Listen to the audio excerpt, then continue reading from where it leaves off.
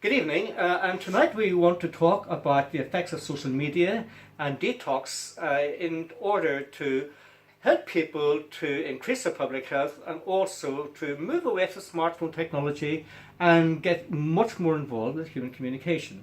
And tonight we have some students from Portadown College in Northern Ireland. Here we have Jordan and we have Abby, and just about to enter university and to become psychologists. So I want to talk to them this evening and say, can you tell me really what your view is about this type of attachment we have to smartphone technology? We can't be without these things. You know, everywhere we go, we are walking about, crossing the roads, looking at these smartphones, tablets, all of that. What do you think is going to happen? Well, I think smartphones especially, they're very, very addictive, and as you said, especially in situations that could be dangerous, such as crossing the street. So, I know for a fact that there would be people I know that have serious, I would call it an addiction to smartphones, and managing that would be very difficult. So, my view on it is that they are a very big part of our lives and a very big attachment. So.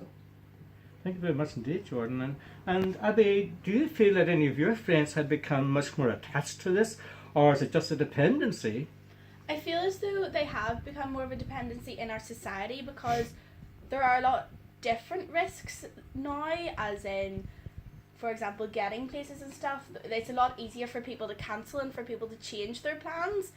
But so I feel as though there is a need for it, but I also feel there are times when people shouldn't be dependent on them and they should take more time to themselves and be more mindful of themselves and not the perception others have of them.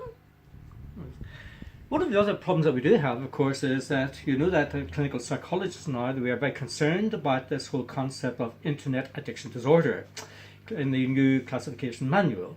Well, it's not actually into the manual yet, but one of the problems is that there's a grey area here about whether or not we are really attached to these, or we're just simply dependent on them. We can't be without them. So there is a grey area whether or not people who are really dependent on them in fact do have a social attachment disorder or internet addiction disorder. We don't like this word addiction because of the nature of the fact, you know, that it signifies that there's something abnormally wrong. So we tend to move away from this. One of the biggest problems that we have is that because the parents, the younger parents now have come up in the second generation, they're now beginning to find they were socialized into an identity with these. So mums and dads have been brought up with social media networks and social networking, and therefore they're going to find it equally difficult possibly in human communication. What are your views on this matter? I feel as though if our generation, we're born into it, social media is all around us, whereas the older generation, it is a new thing for quite a lot of them. So I do feel that it would be probably more difficult for our generation and generations to come to get off that attachment and get off that addiction. Yes.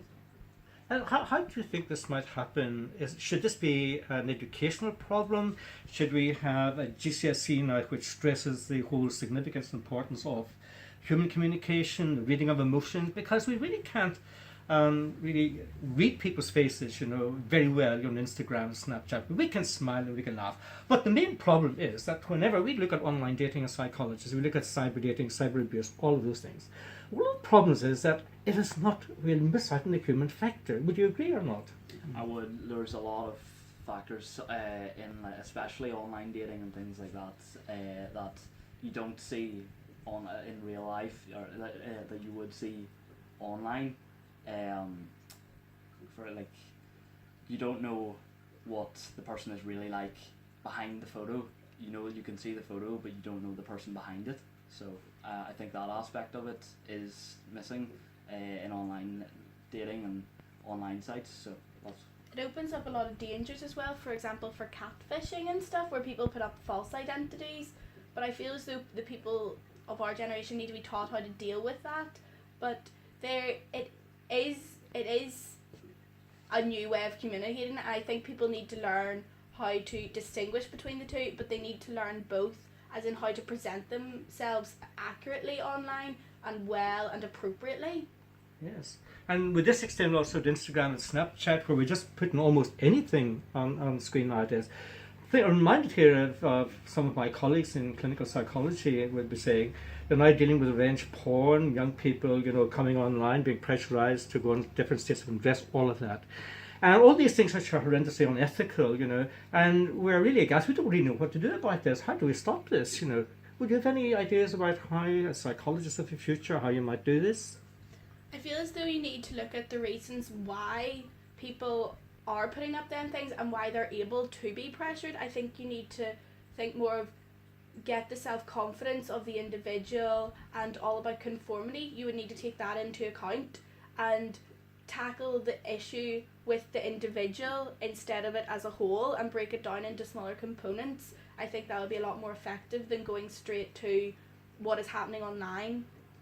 Yes, thank you very much indeed for that, Abby. And one of the other problems that we have now that I work with is celebrities, and we find that we are surrounded now by celebrity culture. Everywhere we go, we have celebrities on screen. We follow them in newspapers and tabloids. We follow them in glossy magazines. They're everywhere. So there's a big tendency, we know from psychological research, that we emulate these. We want to be like them. To what extent do you think young people of today, right across UK and indeed right across North America, are we taking these particular celebrities and celebrity culture far too seriously? Or should we be much more introspective and say, look, enough's enough. Let's go back and live in the real world and talk to each other face to face rather than get absorbed with trying to emulate all these celebrities. What do you feel about that? Well, I think one of the reasons actually people do it is it's a lot easier to do online than face to face. Like, it's a lot easier to be like the person you admire or your role model online and to follow them online than it would be in real life. So I feel like that's part of the problem. It's also a source of entertainment that you are able to use in everyday conversation. For example, everyone knows who Kim Kardashian is or what's happening on such a show, that it gives you something to talk about. It may be more trivial than actually finding out about what happened to your friend on such a date. Then it is more trivial, but it is an easy conversation that if you did want to start, you could have something that you both had in common, essentially. Yes, absolutely. And I think that one of the things we've got to deal with now is a governmental level, because they're the people who are actually responsible for what we can see on screen and what we can't. So I think we've got to go back to the legislators and say, look, enough's enough, really. But then the big problem is that in television culture, the world of reality television now, it's low budget, it sells, it brings in reviewers, it increases ratings, and that's very important to television directors and executives. What we've got to do now is try and think psychologically and realistically about the effect, that these celebrities do have on our everyday life, And I think enough's enough. We need to go back maybe to having more seminars in grammar schools and universities and say, it's time really that we start to talk to each other and smell the perfume, smell the aromas, smell the scents, look at the eyes. What do you think about that? Yeah. Well, I think celebrities, like, the reason celebrities, there's always a reason for a celebrity status, and I think it's kind of dangerous that in real life, people won't have that. So if you're constantly following that celebrity and that celebrity status, whenever you don't find that in real life, I think it could be devastating. Yes, absolutely. Well, thank you very much indeed, Jordan, and you too, Abby. Thank you.